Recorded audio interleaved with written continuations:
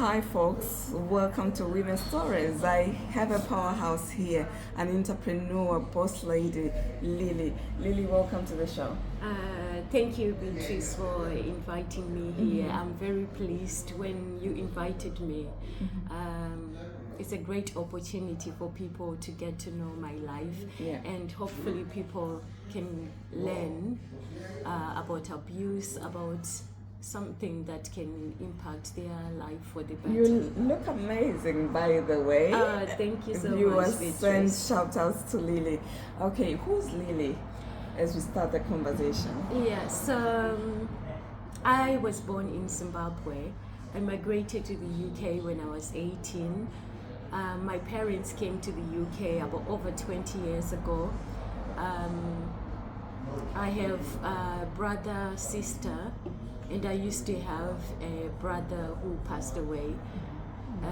So when I came to, I guess we'll explore that later.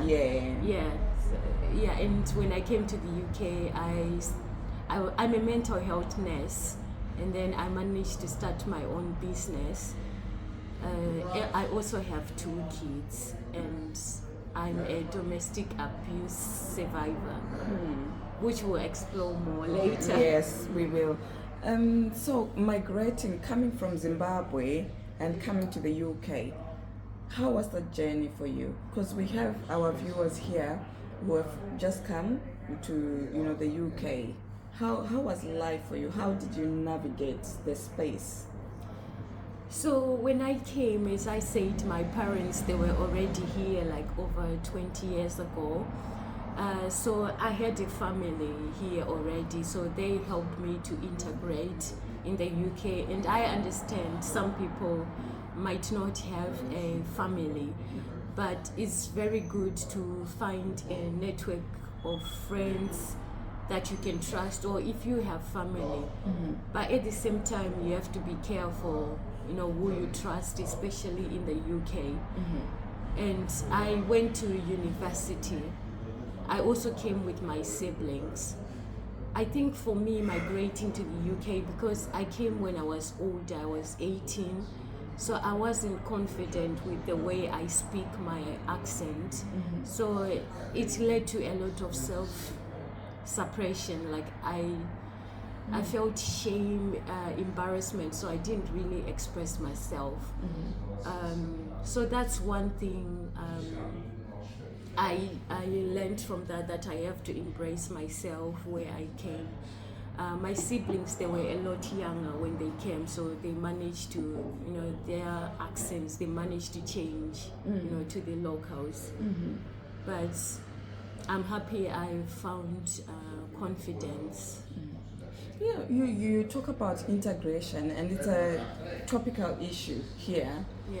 When I hear people who live here, like whites, they say your foreigners, when they came, they don't want to integrate. So what does integration look like? If you mentioned integration. Okay, let's take an example of a carer who came from Zim. How can they integrate? Because probably they're working 5 days a week.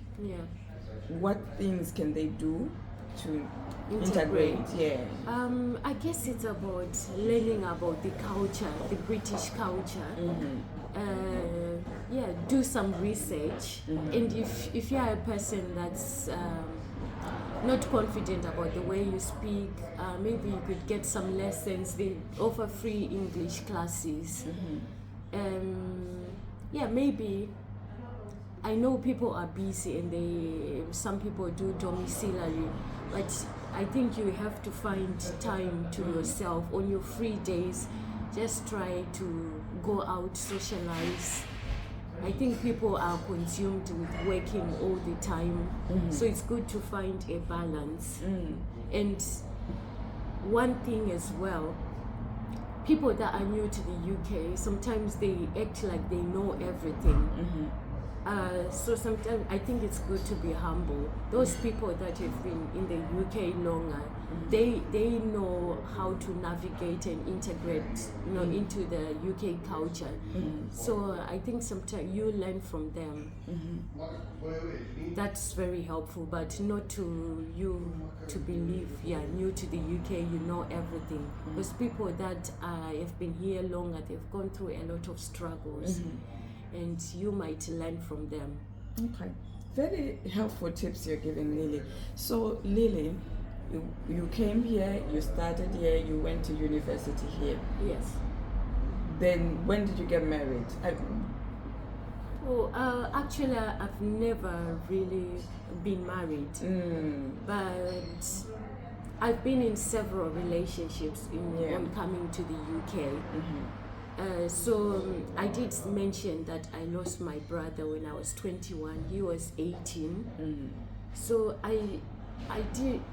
we were so close. There's something about grief.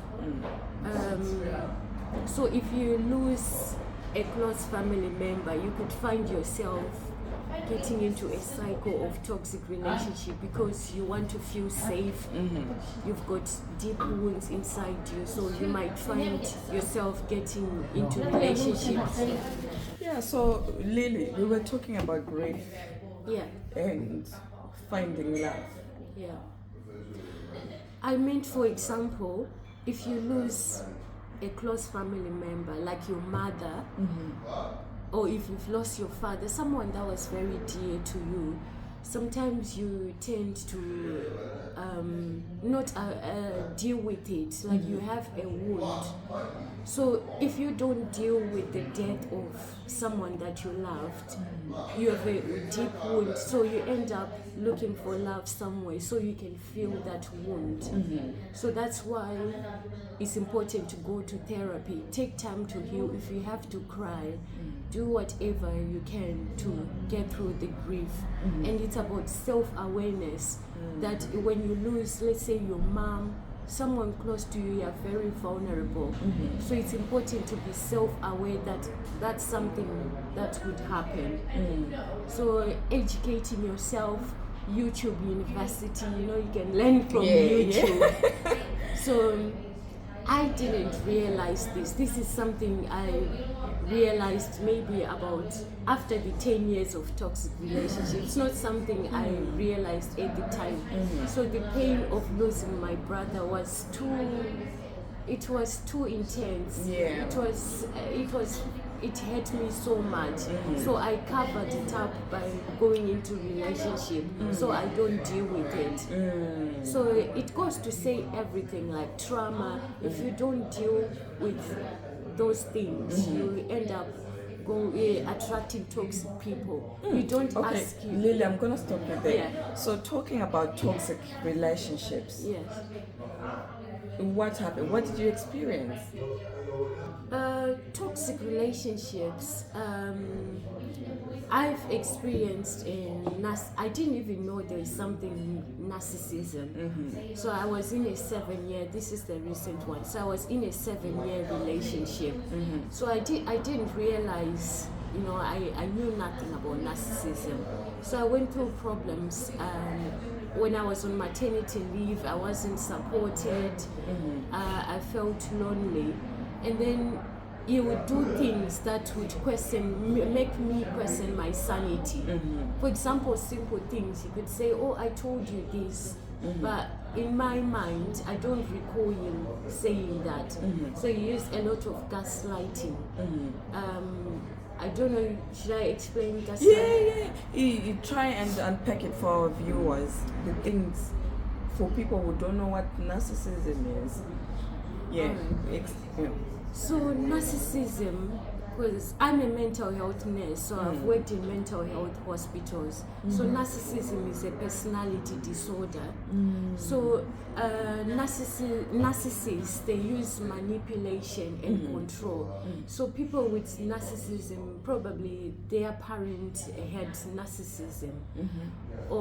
So they use people, they've got a deep wound, deep insecurities inside them.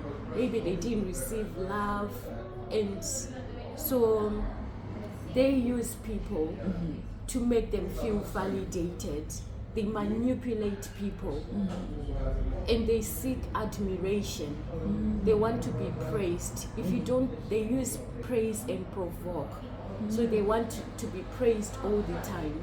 In my relationship, for example, my ex-partner, he used to do filming, and then he would tell stories like how brilliant he is. And then so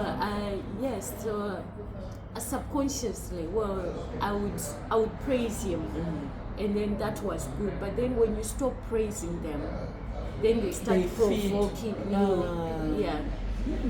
And so when I mean by gaslighting, is something that I think it's in the UK. In the UK, it went to courts. There was a man who used to make the wife think she was crazy, like leaving the stove open, that she leaves the cooker on, things like that. But those things never happened. So the wife ended up thinking she was crazy. He was making things up. So, for example, my ex-partner would say, I'm not a good mother, I make decisions out of emotions. They say things to lower your self-esteem. They want you to believe you are the person they want you to be. For example, if they want you to think you're a person with low self-esteem, they plant those little seeds in your head. Yeah, it's not so obvious. Like it's subtle. Yeah. If you're not aware, you may not pick it. Yeah. So then I was listening to something called Nice Guy Narcissist. So it's someone that pretends, like they are good people on the outside. And then, but once you're inside the house, they are not. They present themselves like the family guy. Yeah. So everybody else outside, they're nice guy. And you would think at first they are nice too, as long as you are praising them. Yeah. So it's called supply. They are looking for supply. So you as a person, you'll be their supply because you'll be supplying them with money, they get on a high. Admiration. Yeah. So you are their supply. But when you stop, so you won't see it. This is COVID narcissist. There are different types of narcissism, but the COVID narcissist, you would think he's a good person as well. My ex-partner, you would go about helping other people, other single mothers, and I thought, you would make a good father, you're such a good person. But then when we started living together, deep inside, it's like a shell of a person. There isn't anything. So you would spend, I never got to really know who he was. You would spend time alone. We had a room that was called a computer room. So you would spend time on his computers there. And I never got to know who he really is. He didn't support me with the kids. He was just always alone. On the computer? Yeah, locking himself. What was he doing on the computer? Do you know? Filming. He would say, I'm doing filming. And at times he would spend a lot of time speaking to his friends and laughing.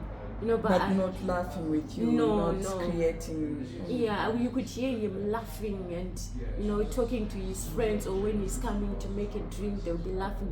But we never had that connection. Me laughing together with him. He was always locked away while I was left in the house. So I lived in Leeds, Yorkshire, all my life. So I moved to Wales because of him. Oh, did you live here? Yes. In Wales? Okay. Yeah, so I didn't know anyone.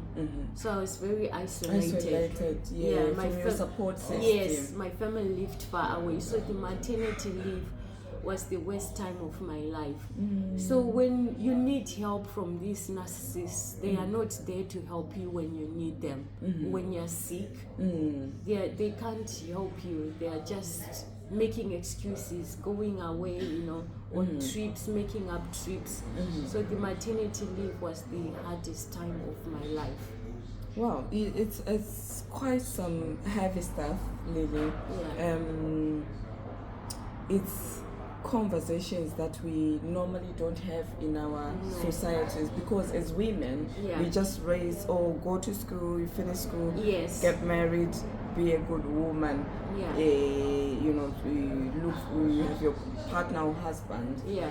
but I don't think it's stuff that we talk about in our African culture. Yeah. Anyway, Lily, Yeah.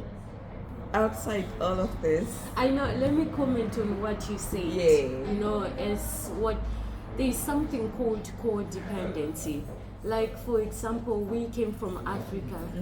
Not only us from Africa, I guess in the UK as well. You know, our we are in a pub, by the way. So yeah, we are in a pub. Just said bye. Yeah, so in our society, our grandmothers, our mothers, they've got this thing like, as women in general, like we have to help men, do everything for them. You see your mothers cooking, doing everything. Yeah, but so that's called codependency. So you neglect yourself. You feel like your whole existence is to save other people. That's what our mothers did, and then we follow up from them. So when I met my ex, it was normal for me to save him, to do all the things, and then you neglect yourself. So that's codependence, which I teach in my YouTube videos. So society makes us that way, how we grew up. But love is not meant to be like that. Love is supposed to be 50-50, a man doing this, a woman doing this. You both water each other, you know, like plants, so you grow, but not you doing everything for a man. Very interesting conversations we're having with Lily. She's talking about codependency, and please go to her YouTube. She teaches about narcissism, codependency, gender-based violence, and a whole lot more. She's a boss lady. Tell me about entrepreneurship. You're an entrepreneur. Yeah. Tell me about your journey in entrepreneurship.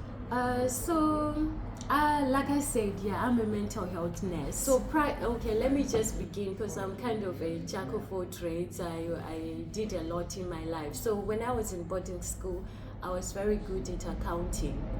I used to top of my class. So when I came here, I studied accounting and finance, and I got a first class honors, and I did a master's, ACCA. And then, but when I found out that it wasn't really my purpose, I think when we are growing up, we are encouraged to, you know, to do those jobs like being a doctor, being an accountant, but we really don't look at what we really want. I could give an example. While I was in Zimbabwe in boarding school, like we used to have lessons, fashion and fabrics, and agriculture. So it wasn't like you had a choice. So they just say these people are doing agriculture, these people are doing fashion and fabrics. But it wasn't really something, you know, I wanted to do. You were just forced into doing something you didn't like.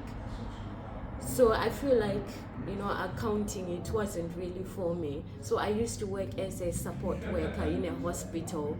My parents are nurses, so then I decided to be a mental health nurse because I love helping people, I love talking to people. So that's how I became a nurse. So while I was working as a nurse, I met this lady. She wanted to form her own business. So she was speaking about an agency. She's still one of my close friends. So then I saved up money because I was working as a self-employed nurse, so I made good money. So I saved up. That's when I started my business. When I start something, I pursue it.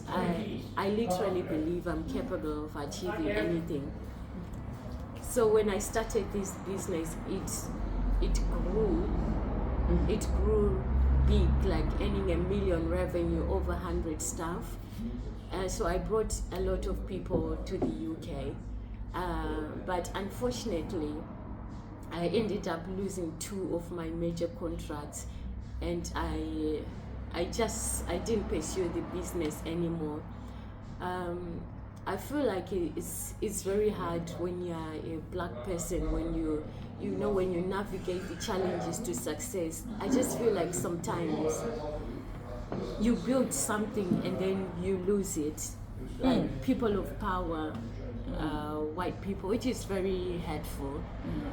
And I do feel sorry for staff that work for me, because some of them still don't have jobs now. So it is very hard. But you can imagine, let's say you ran a business of that magnitude. Some of them that worked for me were even white people. If you ran a business of that magnitude, I don't think it's possible for you to go to work for someone else. You can't. Yeah, you can't. Oh, Lily, I'm gonna stop you there. I love your YouTube content.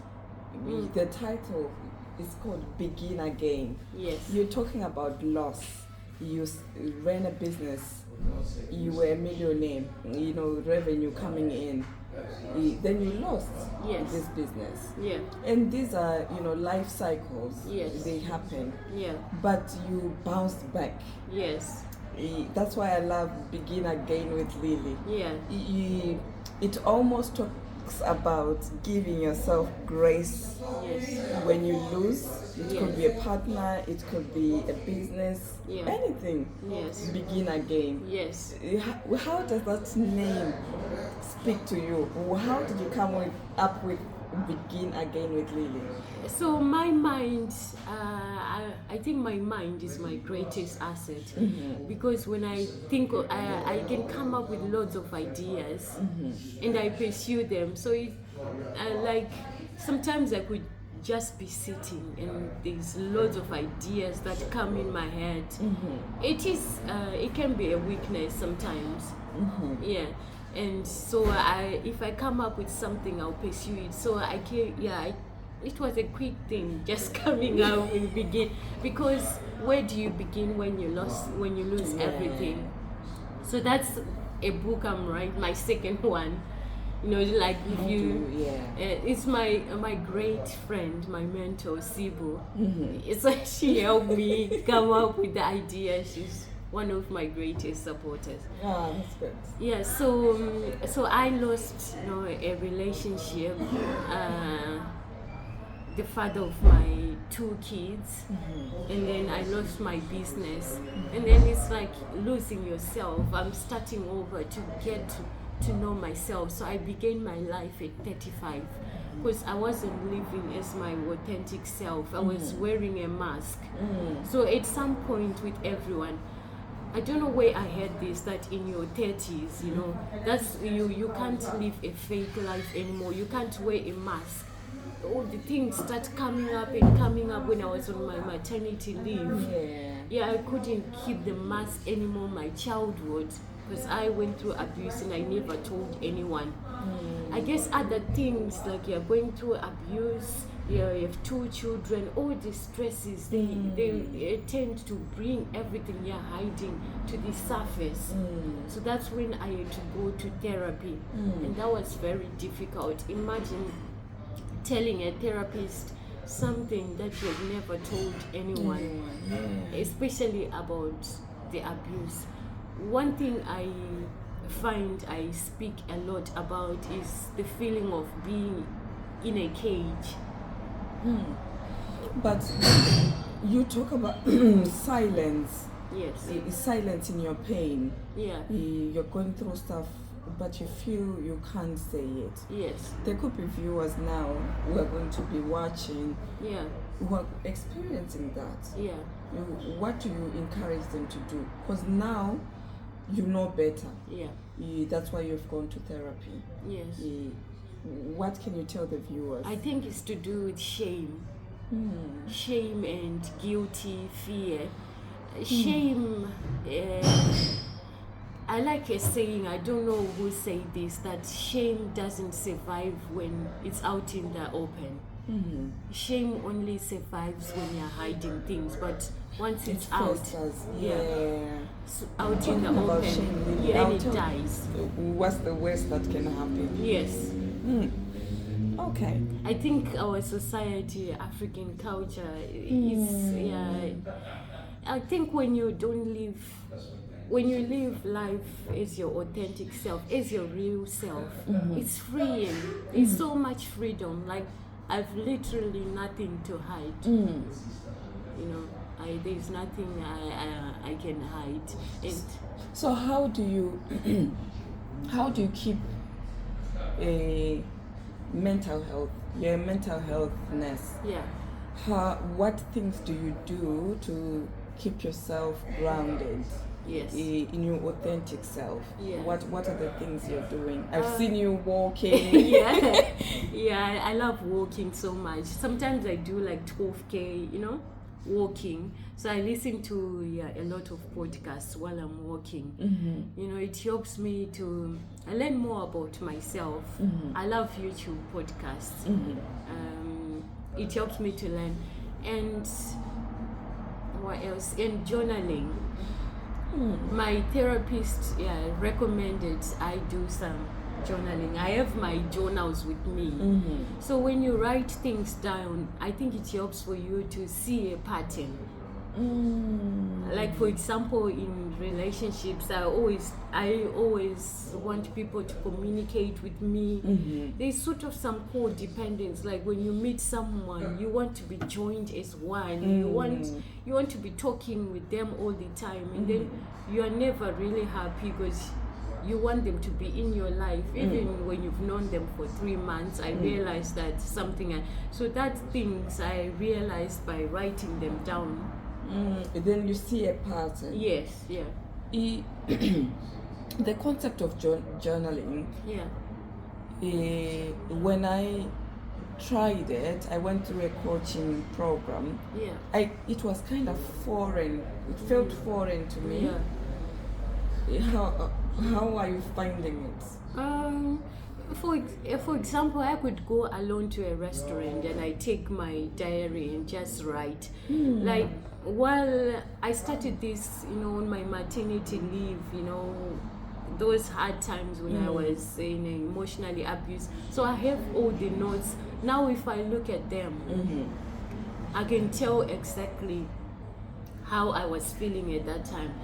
I said, you know, like one thing when I was going through the notes, one thing I realized, I described myself as feeling like I was in a cage. Someone was stepping on it, you know. So when I was young, I went through abuse and I didn't tell anyone. I felt like, you know, I was forced to do something. I felt like I was in a cage, you know. And then when I was in a relationship, when my ex-partner would bring close female friends lying to me, I felt like I was in a cage and he was stepping on it. So journaling, I could see these words I was saying, being in a cage, and then I explore. I think, what do I really mean?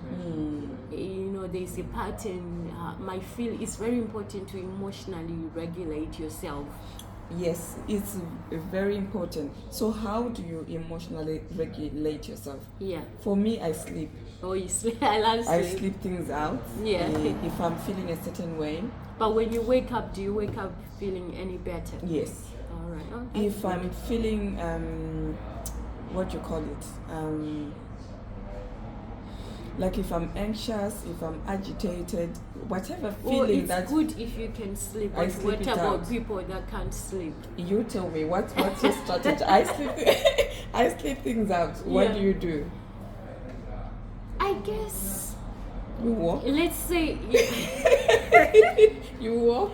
No, I guess it's about learning to before you get anxious. It's about recognizing that pattern that I'm going to get anxious now. So you know, when I wake up, I ask myself, how am I feeling today? Am I okay? You know, I'm very conscious of how something is making me feel. And if I notice something is off, then I take myself for a walk and yeah, it's called self-soothing. Maybe doing some breathing, mindfulness. I go on YouTube. It's weird. I hug myself when I do the regulation. When I go to sleep, I hug myself, giving myself that love and soothing that I'm looking for, because now I'm anxious. But anyway, Lily. Also, now that you said I was sleeping, something funny, because I have I have pillows. I found comforts in pillows. So I put pillows on my side, pillows around me. It just makes me feel like safe, you know. Yeah. Ever since I've been single now, I love pillows. Interesting. Lily, you're writing a book. Yes. No, you've written a book. Yes. What's the title of the book? What's the book about? And for our viewers at home, Lily has written a book. You need to buy that book. Is it on Amazon now? No, it's not. So the book is with the publishers. The book is called Breaking the Chains. So it's breaking the way I used to live my life, you know, because I felt confined. I was in a cage, like I said. So it's breaking those barriers. For example, in our childhood, we were learned not to express how we feel. Sometimes I felt like if I express how I feel, I'm being ungrateful. So even if you order a steak and it's not cooked the way you like, I would feel bad to ask, can you change this for me? So those little things, but people, if you ask the staff to just change it for you, they don't really mind. And people can sense it if you're not being your real self. So this book talks about narcissism, recognizing it, and this book speaks about my previous relationship in detail, everything that happened. So and then it also talks about how you can raise kids so that they don't develop this narcissism, have real empathy for other people. And it also talks about anxious attachment, which is something I discovered later in dating. What's the title of the book? So Breaking the Chains. Breaking the Chains. Please follow Lily on YouTube. You will get hints about what the book is about. So Lily, you come across as somebody who's calm, a bit quiet. How did you manage to run a whole business? Yeah. With almost 100 staff members. How did you? I think it's courage. Like I said, it's my mind. If I say I want to do something, I do it. Yes, I am very quiet and reserved. So a lot of people that knew me in the past, they are coming to me and saying, "What happened to you?" Because I'm a different person. So when I ran that business, I had to be brave. And then so sometimes you are in a circumstance where you have to do something. You've no choice but to brave. You just have to do it. So I just had to do it. And then it changed me. Now I'm confident speaking on camera. I have no shame. I'm open. So that business has helped me to gain transferable skills. So sometimes for me, I can just say I had no choice. I was in an abusive relationship. I had to leave. And then I wanted to run a business. I just had to do it. Okay. So what can people look forward to? We have a book coming out, Breaking the Chains, by Lilly. What's your full name? So Lillian Mkuhlani. Yes. So we have a book coming out. What else can we look forward to? Just my content on YouTube. I also have a Facebook page which is growing. It's also called Begin Again with Lillian Mkuhlani. So Lily, we're coming to the end of our conversation. Can you what you want to say to the? It's very important to live an authentic life. Not to pretend you like something in a relationship. Don't be quiet. It leads to resentment when you don't speak what you want. If you want a genuine connection, a genuine relationship, tell your partner. not to fake it, but you have to be vulnerable, and then that makes the relationship grow. We have to be emotional abuse is the worst kind of domestic violence. People underestimate what emotional abuse is. It can lead to people drinking alcohol, drugs, anxiety, depression. It could lead to a lot of things. So please don't underestimate the effect emotional abuse can have on people, and just know that it can be an offense. Someone saying you're a bad mom, emotional abuse, people can get arrested for that, because emotional abuse can leave lasting impacts on people's lives. So speak out, live your authentic life, and just aim to have a healthy relationship. And if you are already in a healthy relationship, the journey starts with you. Try to be the person. If you want a relationship that's filled with honesty, love, you have to be that person that practices honesty, love, and then your relationship will grow from there.